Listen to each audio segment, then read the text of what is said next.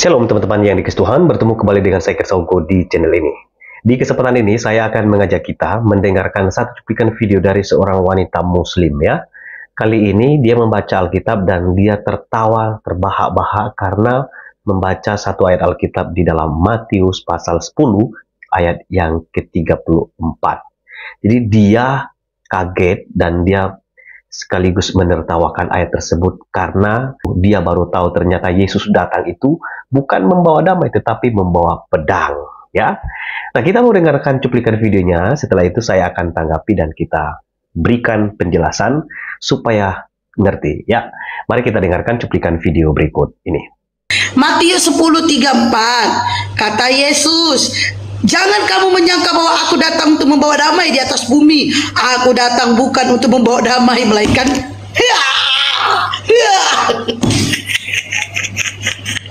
kena lagi dia, ketampol lagi dia dengan bibelnya.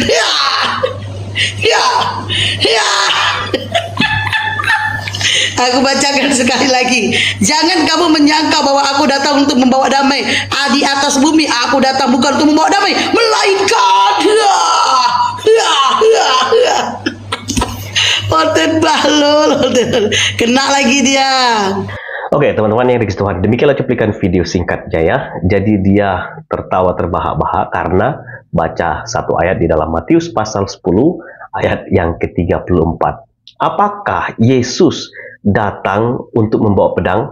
Dan ini akan bertentangan dengan beberapa nubuat Alkitab mengenai Yesus Kristus yang dinubuatkan akan datang sebagai Raja Damai atau membawa damai. Nah, seperti apa penjelasan ketika seorang muslim ini menertawakan ayat tersebut? Yuk kita bahas. Ya, sebelumnya saya bacakan ayat Alkitab yang dia kutip ya. Matius 10 ayat 34. Jangan kamu menyangka bahwa aku datang untuk membawa damai di atas bumi. Aku datang bukan untuk membawa damai, melainkan pedang. Ya, itu adalah ayat yang dia baca. Supaya lebih jelas teman-teman, saya akan ajak kita baca satu ayat Alkitab sebagai ayat paralel dari Matius pasal 10 ayat 34. Itu terdapat dalam Lukas 12 ayat yang ke-51 sampai 53 ya. Kita baca supaya lebih jelas ya. Kamu menyangka bahwa aku datang untuk membawa damai di atas bumi? Bukan. Kataku kepadamu, bukan damai melainkan pertentangan. Ya. Tadi di dalam Injil Matius dijelaskan bahwa Yesus datang untuk membawa pedang, ya, bukan membawa damai. Tetapi di dalam paralel, di dalam ayat Lukas, dijelaskan bahwa aku datang bukan membawa damai, melainkan pertentangan. Kita lanjut sampai ayat 53 ya.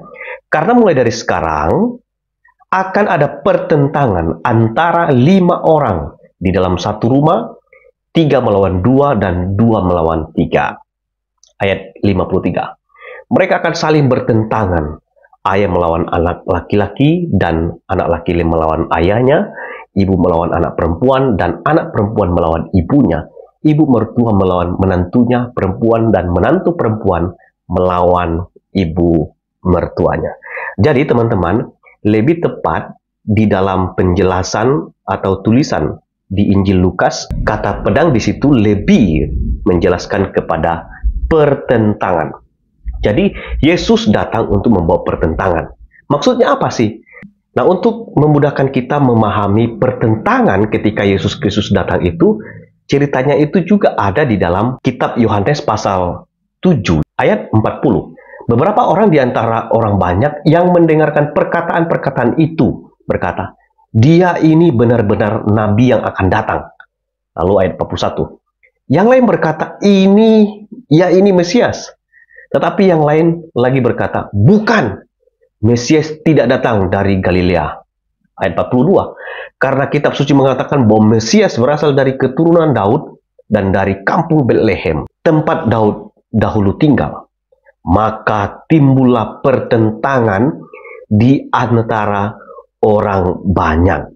Jadi, ketika pada waktu banyak orang punya pendapat yang lain mengenai Yesus, maka disitulah terjadi pertentangan antara orang banyak itu karena Yesus.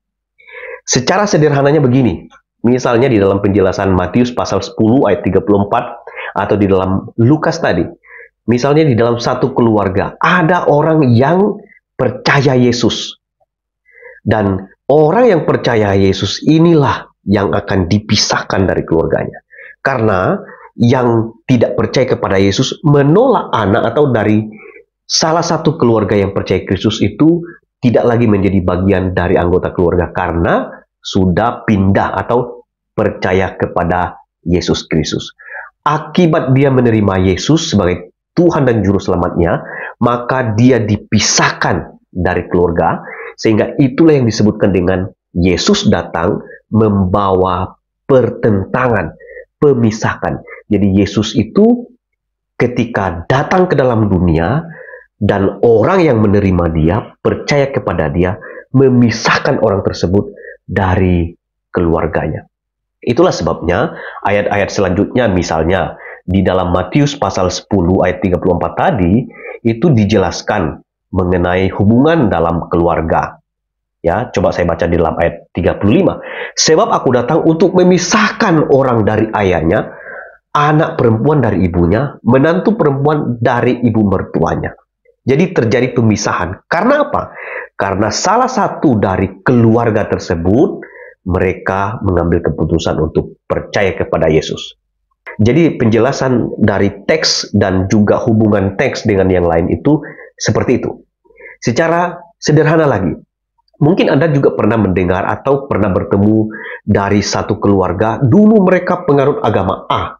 Tetapi saat orang tersebut diinjili, dan salah satu dari keluarga tersebut percaya kepada Yesus, akhirnya apa? Dia keluar atau ditinggalkan oleh keluarganya dan dianggap tidak masuk dalam keluarga itu.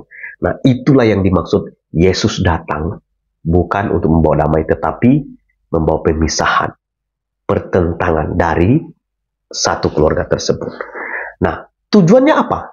Ya, tujuannya Yesus mau supaya orang berdosa ini diselamatkan. Nah, dalam Alkitab memang dijelaskan Yesus datang untuk membawa damai. Dia mendamaikan kita dengan Allah Bapa. Karena apa? Kita itu sudah menjadi seteru dengan Allah, dan hukuman bagi orang yang menjadi musuh Allah adalah dicampakkan ke dalam neraka. Itulah sebabnya karena kasih Allah kepada dunia, maka dia datang. Ya, maka Yesus katakan dia tidak datang untuk dilayani, tetapi melayani dan bahkan memberikan nyawanya supaya menjadi tebusan bagi banyak orang, supaya saya dan saudara diselamatkan. Jadi ibu tadi yang sudah kita saksikan videonya, alangkah sedihnya ya. Tertawalah sekarang ya, karena suatu kala nanti engkau akan meratap dan kertakan gigi akan terdengar. Karena apa? Penyesalan kalau tidak percaya Yesus. Oleh karena itu, selagi masih ada kesempatan, jangan sia-siakan hidup. Terimalah Yesus sebagai Tuhan dan Juru Selamat. Percayalah kepada dia supaya engkau memperoleh hidup yang kekal. Tuhan memberkati kita semua. Sampai ketemu di video selanjutnya. Shalom.